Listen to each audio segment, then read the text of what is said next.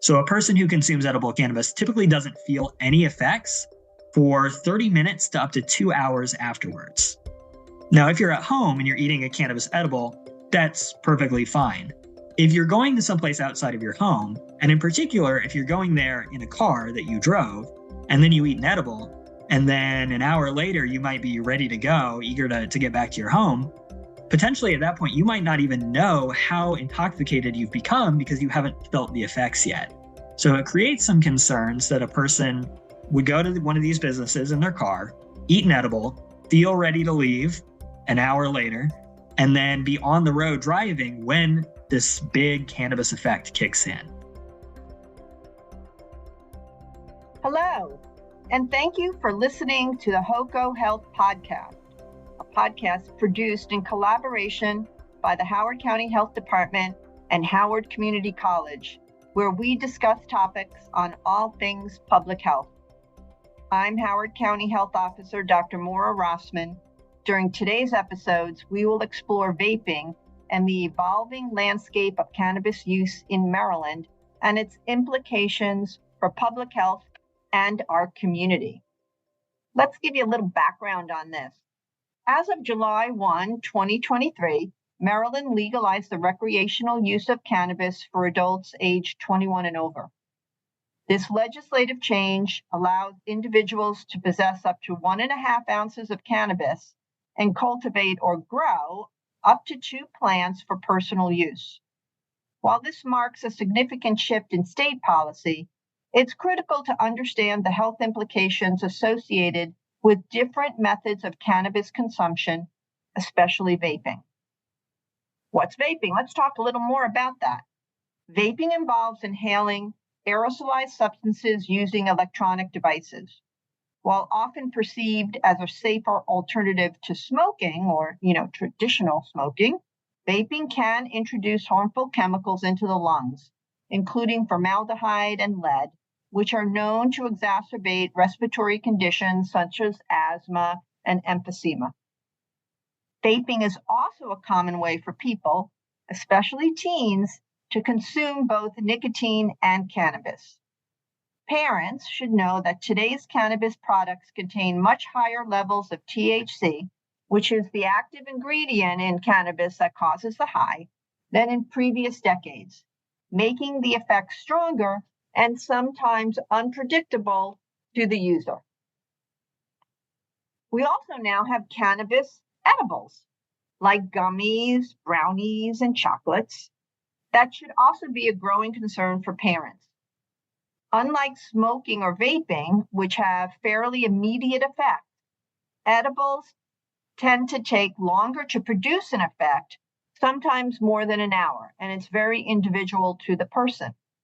This delay can lead to unintentional overconsumption, increasing the risk of extreme drowsiness, nausea, anxiety, or confusion. Additionally, these edibles often look like regular snacks or candies, like gummies, making them especially dangerous and attractive for young children who may accidentally eat them because they think they're a sugary gummy bear or other treat. In this episode, we're going to discuss the specifics of Maryland's new cannabis legislation and what it means for our community, the health risks associated with vaping, both the nicotine and cannabis, and particularly related to the increase in vaping among our teens. Lastly, we're going to discuss guidelines for responsible cannabis use to safeguard your health and well-being, as well as the health and well-being of your children and pets. Join us as we navigate this new terrain, providing you with the information needed to make informed decisions about cannabis use in our community.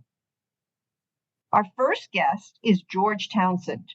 George is a staff attorney at the Legal Resource Center for Public Health Policy, Cannabis, at the University of Maryland, Francis King Carey School of Law, where he supports the Maryland public health community with legal research, education, and advocacy related to cannabis policy. Prior to joining the LRC in May of 2024, George worked in legal services at Maryland Volunteer Lawyers Service and the Legal Aid Society of Eastern Virginia. Welcome to the podcast, George, and nice to see you again. Good afternoon. Thanks so much for having me. It's great to be speaking with you today. George and I worked together when cannabis was becoming legal, or recreational use cannabis was becoming legal in Maryland. And also, as here in Howard County, we were trying to develop local policies about recreational cannabis use. So, George, tell me what one of the most important things someone should know about the legalization of adult use cannabis in Maryland. Yeah, I think this is something we get a lot of questions about. One of the most important factors that we emphasize when we talk about cannabis legalization is that cannabis legalization is not the same thing as a complete deregulation of cannabis products. So the state of Maryland in 2023 recognized the right of adults over the age of 21 to purchase and possess and to use cannabis products. But there are still very many public safety and public health considerations around the sale and the use of cannabis that we have state laws, regulations, and county ordinances to address. So some of the most significant of those are prohibitions on cannabis sale to individuals who are under the age of 21 to make sure that young people with developing brains are not being exposed to recreational cannabis use. There are restrictions on driving while impaired by cannabis. We know that cannabis use impairs many cognitive functions that are very important to safe driving. So it is still against Maryland law to operate a motor vehicle while impaired by cannabis use. And we have a lot of regulations around the sale of cannabis products. So cannabis products can only legally be sold at licensed retail establishments. They are subject to specific potency limitations to make sure they are not containing hazardous levels of THC, and that they are labeled appropriately with product warnings, and that they are in packaging that is not designed to appeal to children. So cannabis is legal. It is legal for adult recreational use, but there's still a lot of regulations designed to keep people safe and make sure they're using cannabis in a responsible way.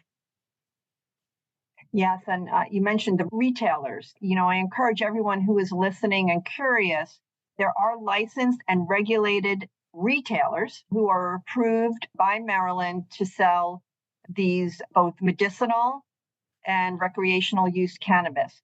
And you should make sure you differentiate from another store which may not be one of these licensed retailers.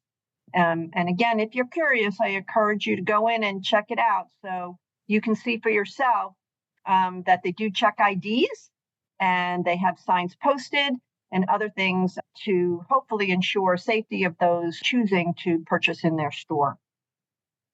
So let's go back to the current legislation. What do you think many people don't know or that you find people are surprised to learn about when talking about recreational cannabis in Maryland? Yeah, specifically in the context of the current legislative session, Maryland's General Assembly is currently meeting in Annapolis. The legislative session starts in early January of each year and runs through early April. And there's always at least a handful of cannabis bills that are proposed in the legislative session. This year, we have, I would say, 3 pretty significant bills. One of them involves what are called cannabis consumption sites. So this is a type of cannabis business that was contemplated by the Cannabis Reform Act back in 2023. And it would be a business where individuals can go and buy cannabis on site and consume it there. So sort of like a cannabis cafe. Now, listeners might realize I haven't seen any of these in my community. And that's because while they are authorized under Maryland law, as of today, no licenses have been issued for these businesses. Because the state's been considering how businesses like this can operate in a way that's both sort of economically viable, but also safe for the community. A bill has been proposed this year that would change how those businesses are structured. It would move them into an edibles-only consumption model, and it would allow them to make their own food products on site for sale to consumers. So there's a lot of public health considerations at play here. The way the law had been written back in 2023, it would allow for edible cannabis consumption, but also outdoor smoking and vaping. So if the business had like a sort of closed off outdoor area that was out of sight of the public, people could go there and smoke or vape, like a sort of walled off courtyard or a fenced in patio. This law would get rid of the outdoor smoking and vaping and move everything into an edibles bottle. Now, there's some public health pros and cons of that move. For one thing, we know that combustible cannabis, whether it's smoked or inhaled, has significant health harms on the individual who is consuming through that method. So, by getting rid of the outdoor smoking and vaping option, we're removing those potential health harms to the people who are exposed to the firsthand and the secondhand cannabis inhalants. On the other hand, when cannabis is consumed in an edible form, the effect of the cannabis, the psychoactive effect of consuming cannabis, has a much longer onset time. So a person who consumes edible cannabis typically doesn't feel any effects for 30 minutes to up to 2 hours afterwards. Now, if you're at home and you're eating a cannabis edible, that's perfectly fine. If you're going to someplace outside of your home, and in particular, if you're going there in a car that you drove, and then you eat an edible, and then an hour later you might be ready to go, eager to get back to your home, potentially at that point, you might not even know how intoxicated you've become because you haven't felt the effects yet. So it creates some concerns that a person would go to one of these businesses in their car, eat an edible, feel ready to leave an hour later, and then be on the road driving when this big cannabis effect kicks in. So there's downsides to cannabis that's consumed by inhaling, whether that's smoked or vaped. There's also downsides to cannabis edible consumption outside the home that are important considerations when we think about this bill.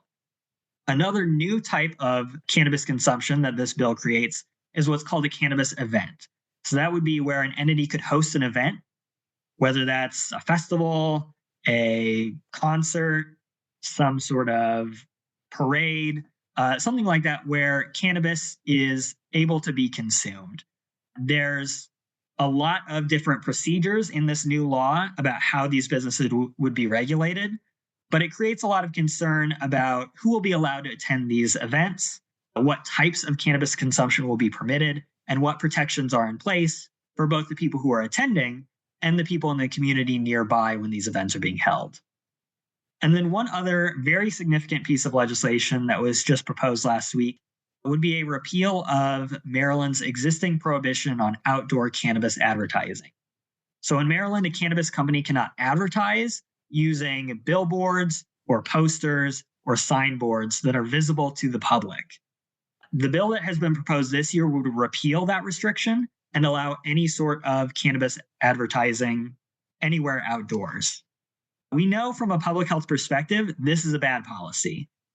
Studies have shown that exposure to cannabis advertising significantly increases the likelihood that adolescents will use cannabis, that they will use cannabis more frequently, and that they will subsequently develop cannabis use disorder. When a cannabis advertisement is outdoors in a publicly visible place, there's no way to control who can see it. If an advertisement is placed on broadcast media, in a print publication, in an online form, the advertiser can collect data about who is going to be seeing that advertisement, and we can have a reasonable sense of who the audience is. When an advertisement is outdoors, anyone can see it, no matter their age, no matter if they are legally authorized to purchase cannabis or not, they're going to see that advertisement. So we know young people will be exposed to these outdoor ads. For those of a certain age like myself, it reminds me of something Joe Camel when cigarette smoking or cigarette tobacco was fully advertised on TV, radio, and billboards. And we know that this advertising has an impact. That's why the industry does it, to sell more of these products. And as you said, especially targeting those individuals who may be new to the use of the product to get them engaged in it, particularly our youth. So from a public health perspective, totally agree that we should really not want to increase the public advertising of these products that would have intentional consequences of having some people, particularly our youth, using this product, which is a drug and is known to be harmful to the developing brain. So given that, again, recreational cannabis and medical cannabis is legal in the state of Maryland, what restrictions are currently in place related to when and where adults can use cannabis? You talked about legislation that is looking at the cannabis consumption site and whether or not you can use, and then eat your edible, and then these cannabis events. But right now, as of today, where and when can adults use recreational cannabis? Yeah, there's a few restrictions in place where cannabis use is prohibited. So, one, just sort of as a blanket rule, any public place you cannot consume cannabis. So, like a outdoor area, public park, anywhere that's publicly visible. Another very important restriction is that cannabis use is prohibited in motor vehicles. Obviously, we know that the person who is driving the motor vehicle should not be consuming any sort of psychoactive substance, cannabis included, but also passengers in cars as well are prohibited from consuming cannabis.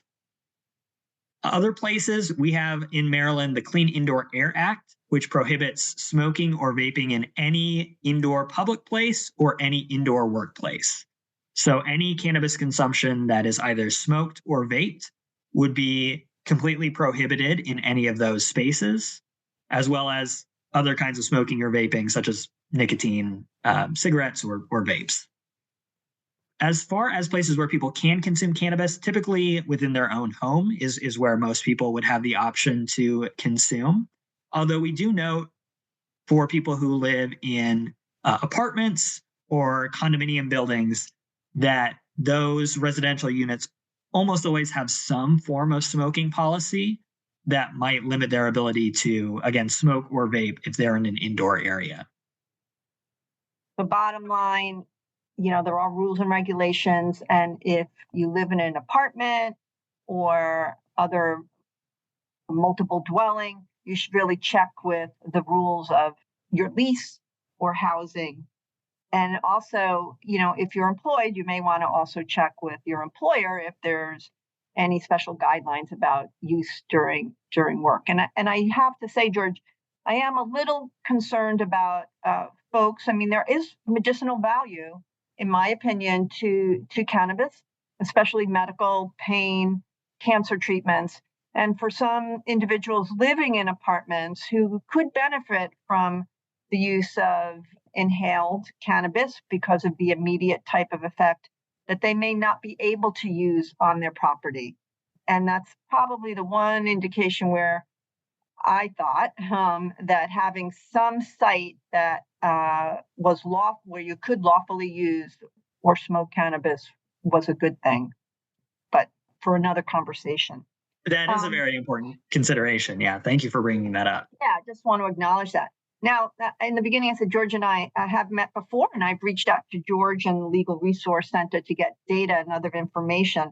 And I know he receives questions from other organizations as well. So just, George, can you share a little bit about what the Legal Resource Center, what questions you generally get, and how can you provide assistance to local jurisdictions? We work primarily with the local health departments in Maryland's 23 counties and in Baltimore City. And we get, I would say, the most work we do is when there's some sort of change in the law. All of our county health departments are incredibly well informed about cannabis law and policy. So we typically get called in when there's some sort of new law that is going into effect. That's why we're most busy right now when the Maryland General Assembly is meeting and proposing new bills, where we get a lot of questions about how these new proposed regulations fit into the larger picture of Maryland's law. Sometimes we also get legal changes when the Maryland Cannabis Administration proposes new regulations, which they do from time to time. So we will inform our local health department partners about what those changes mean for them and how they can voice their opinion and their perspective on those bills. In terms of questions that we get from community groups individuals, residents of Maryland. I think the two most common topics, we get a lot of questions on that issue you mentioned of cannabis use in multifamily housing. So we get a lot of questions kind of from both sides. We get questions from people saying, my neighbor's smoking cannabis. It is drifting into my apartment. What do I do to protect myself and my health? And we also get questions from individuals saying, I'm a medical cannabis user. I need access to my medication and my apartment policy prohibits it. So, what options are available to me? So, that's a question we get a lot. And then we get a lot of questions about distinctions between how we regulate cannabis products, which in Maryland are licensed, they are tested, they have labeling requirements when they are sold in licensed dispensaries. And on the other hand, this whole separate industry of what we call industrial hemp products. And we could do a whole hour-long podcast on the issue of industrial hemp. They are essentially products that are legally distinguished from cannabis in that they use primarily Delta 8 THC and Delta 10 THC, which are slightly different chemical isomers from the intoxicating Delta 9 THC. But Delta 8 and Delta 10 can still have significant psychoactive intoxicating effects. And because there is this sort of legal distinction between these two products, there's a lot of places where individuals are selling industrial hemp products that are not licensed dispensaries, that are not following all those carefully crafted potency and labeling and packaging requirements.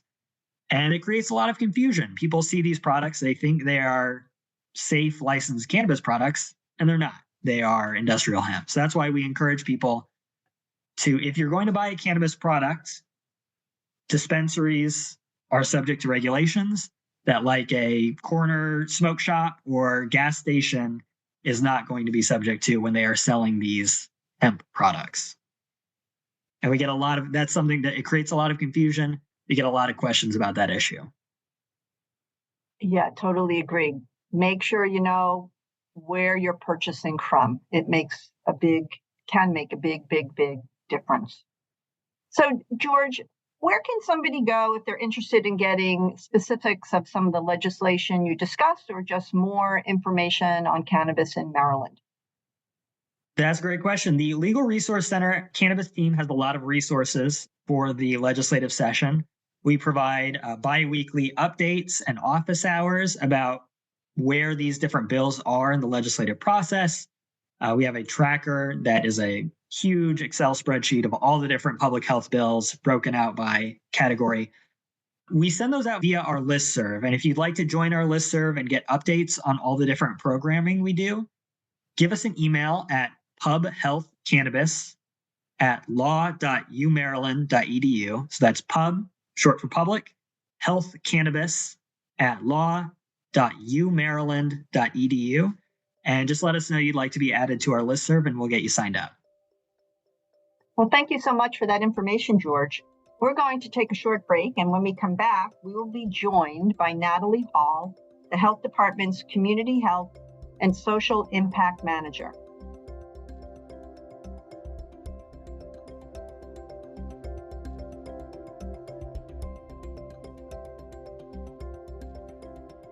We're back. Thank you for taking part of your day to listen to the HOCO Health Podcast. Now we're going to talk to Natalie Hall. Natalie is a health educator at the Health Department. She has worked with the state's Tobacco Prevention and Education Grant for the past 7 years. Natalie provides education to youth, parents, and community members about the harmful effects of nicotine on adolescents. She collaborates with licensed tobacco retailers in the county to decrease nicotine access to those under 21 years of age. She also manages the Cannabis Prevention and Education Planning Grant. Welcome back, Natalie. Thank you. Thank you for having me. Well, Natalie, let's talk a little bit about vaping, both with nicotine and cannabis products. What do you see as the biggest health risks, especially to our teens? I think the biggest health risk to the teens really goes back to their developmental stage. So their brain is still developing through childhood and adolescence. There's a very important part of the process of pruning. And that's when our brain actually kind of gets rid of those weak synapses that we create. So without that happening, it can affect our mental health, our coordination, and our memory. So it's not an area that we want to hinder. Exactly. I mean, studies show that the developing brain, probably adolescence, goes up to age 25, 26 years of age. So all of us parents really want to do everything we can that our children grow to be the healthy adults they can. And a variety of substances, including cannabis, alcohol, nicotine, have especially, or I should say our youth are especially vulnerable to negative impacts. So, Natalie, we know that adolescents, also by the nature of the development and where they are, may experiment with the use of substances. And parents may be interested in knowing what are signs of overconsumption or overuse of cannabis products. And what should someone do if they're concerned that their loved one is overconsuming or using, if they're not age 21, cannabis? So some individuals can experience things like extreme anxiety, even panic attacks. There's a decrease in judgment, which can be hard to identify in someone's that their brain is still developing. Chest pains, heart attacks, skin even can go pale, shaking, extreme shaking, seizures, and then sudden high blood pressure with a headache, and even becoming unresponsive are some of the symptoms that you can look for. And as George had mentioned, with the high potency cannabis, there is the risk of psychosis. And for those that aren't familiar with psychosis, that's hallucinations. So seeing, hearing, touching, smelling things that are not actually there. So they may hear voices, but there's no one really talking. Delusions, so false beliefs, believing that you can fly. Disorganized thinking, so becoming confused, maybe having difficulty concentrating and speaking. And then changes in behavior, so lack of hygiene, or maybe they're not eating because they believe the food is poison. So those are some of the signs that you can look for. To answer the second part of your question, what should we do? If you're seeing these types of symptoms, you need to call 911, and also you can contact the Poison Control Center. Two other things I want to mention, in addition to what Natalie said, that may be seemingly surprising or paradoxical. So I think most people are familiar that cannabis may increase appetite. Well, consuming too much cannabis can actually cause hyperemesis or vomiting. So that could be another sign that someone is over-consuming.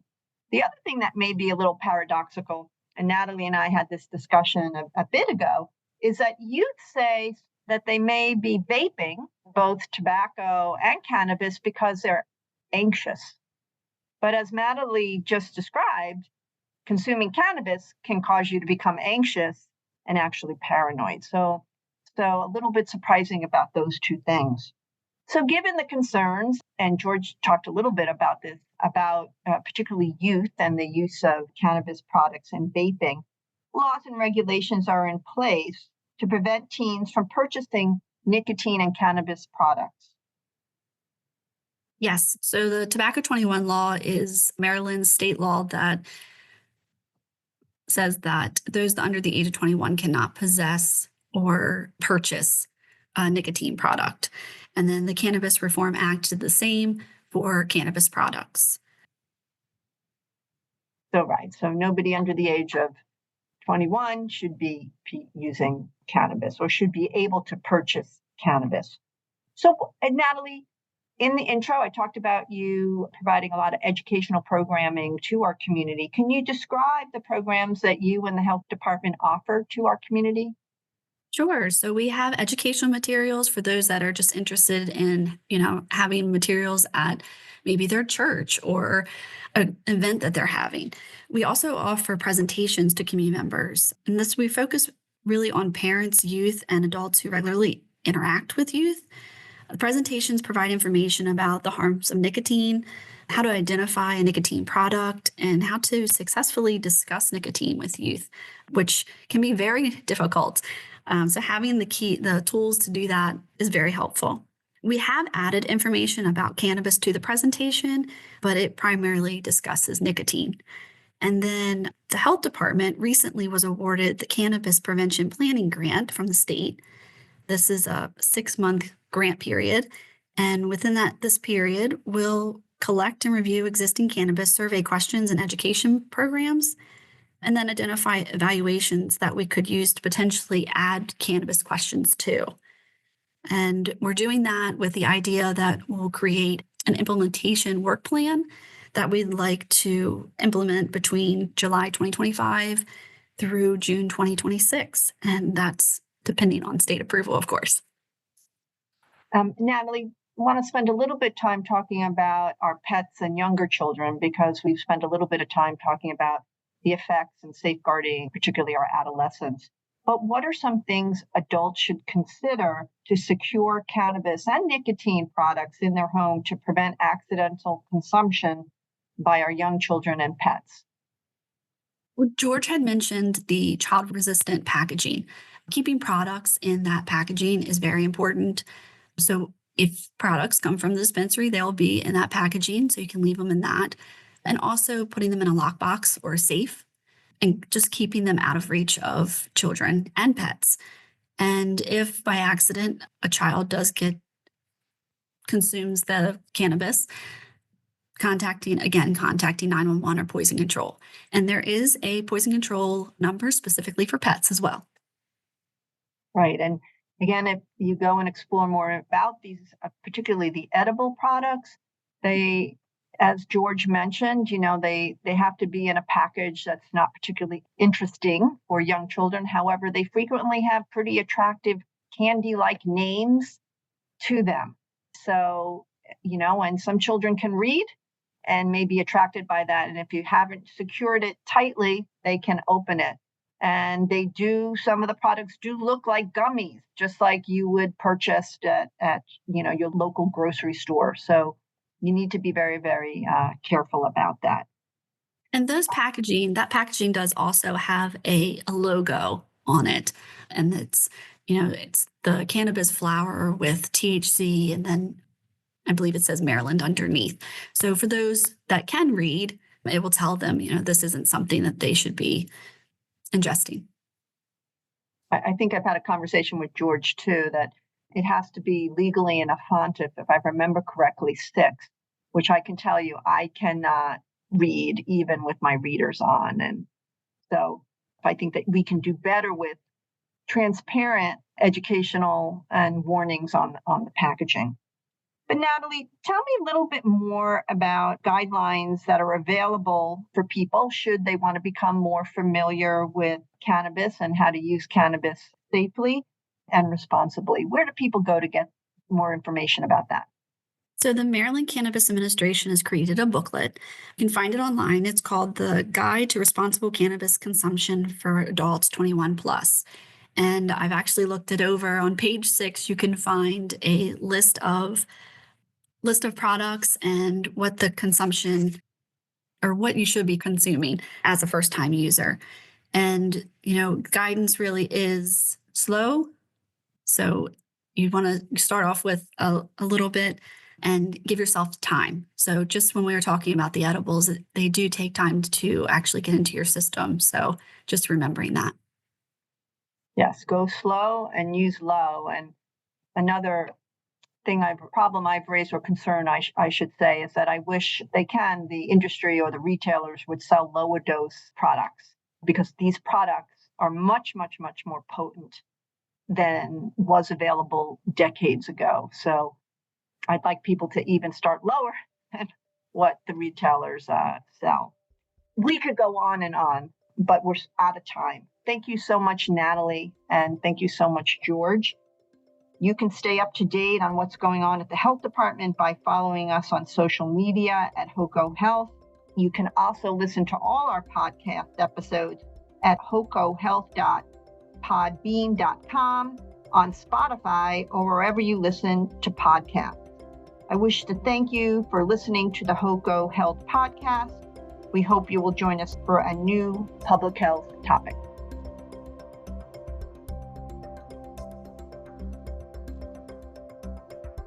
Thank you for listening to Dragon Podcast. You can find this episode and all other Howard Community College podcasts available for your listening pleasure on all streaming platforms, as well as Podbean at podbean.com/Dragon Podcast. Thank you for listening.